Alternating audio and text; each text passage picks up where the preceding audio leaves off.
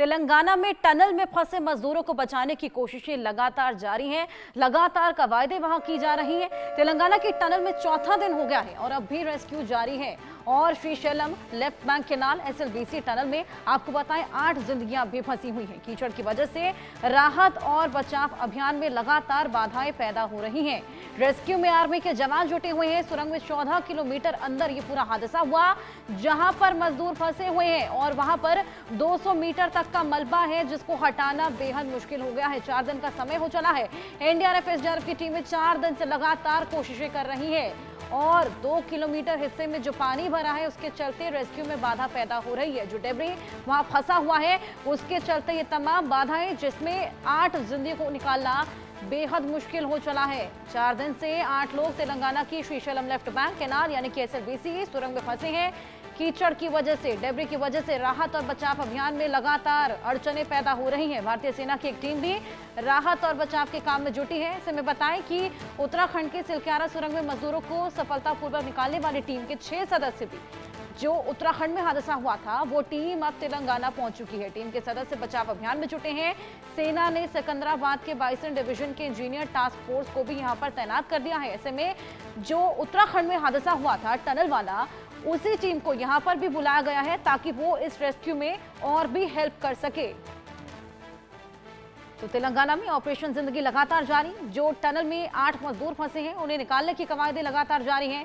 चौथा दिन हो गया है। रेस्क्यू अभी भी किया जा रहा है। श्रीशैलम लेफ्ट बैंक केनाल सुरंग धसी थी।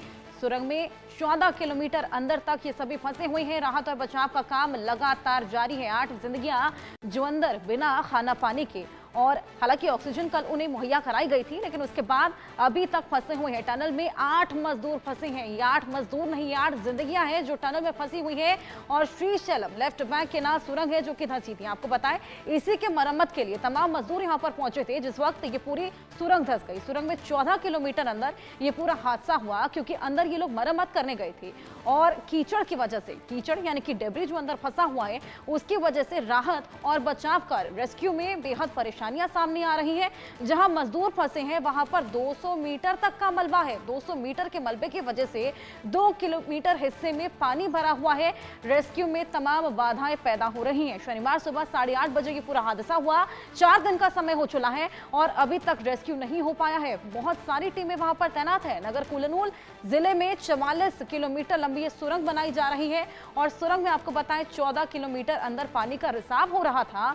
इसी की मरम्मत करने के लिए तमाम मजदूर वहां पर पहुंचे थे। मजदूरों और इंजीनियर्स की टीम रिसाव रोकने में जुटी हुई थी जिस वक्त एक हिस्सा धंसता है और आपको बताएं कि इस हिस्से से एक पार्टीशन पैदा हो जाता है। कुछ मजदूर इस साइड, कुछ मजदूर इस साइड। जो मजदूर इस साइड थे उन सभी को रेस्क्यू करा दिया गया है, लेकिन जो मजदूर अंदर की तरफ फंसे हुए थे, 8 जिंदगियां जो अंदर की तरफ थी, उनका रेस्क्यू कर पाना बेहद मुश्किल हो गया है और इन्हीं को बचाने की कवायद लगातार जारी है। राजकिरण हमारे साथ बने हुए हैं, उनसे और जानकारी लेंगे। राजकिरण, चौथा दिन हो चला है। रेस्क्यू इतना मुश्किल हो गया है कि उत्तराखंड में जो हादसा हमने देखा था, उस टीम को भी यहां पर बुलाना पड़ा है हेल्प के लिए। अब क्या लगता है कब तक इन्हें निकाल लिया जाएगा? साथ ही ये भी बताइएगा कि कल ऑक्सीजन पहुंचाने की कोशिश की जा रही थी, क्या ऑक्सीजन उन तक पहुंचने लगी अब?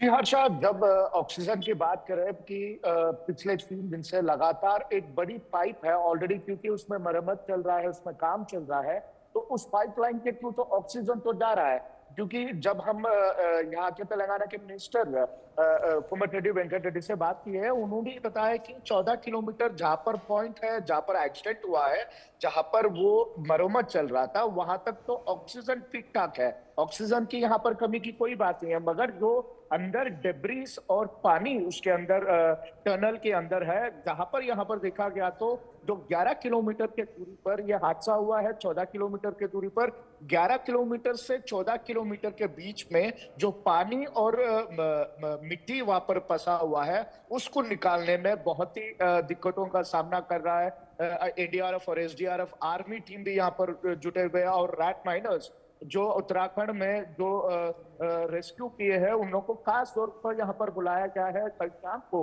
उन्होंने टनल के अंदर गए हैं, वहां पर पूरा देखे हैं किस तरह की हालात है। उन्होंने बताया कि जो राज माइनस के क्या कहना यह है कि जब तक वहां से पानी नहीं हटता है, जब तक वहां से मिट्टी नहीं हटता है, जब तक वहां पर पत्थर जो है 2 किलोमीटर तक का पानी है, मतलब आप समझिए कि और जैसे जैसे नजदीक जाते हैं 13 किलोमीटर के दूरी पर, 13.5 किलोमीटर के दूरी पर, वहां पर ऑलमोस्ट जो टनल है 70 फीट का टनल है, 70 फीट में तकरीबन 50% से भी ज्यादा पानी आ गया है।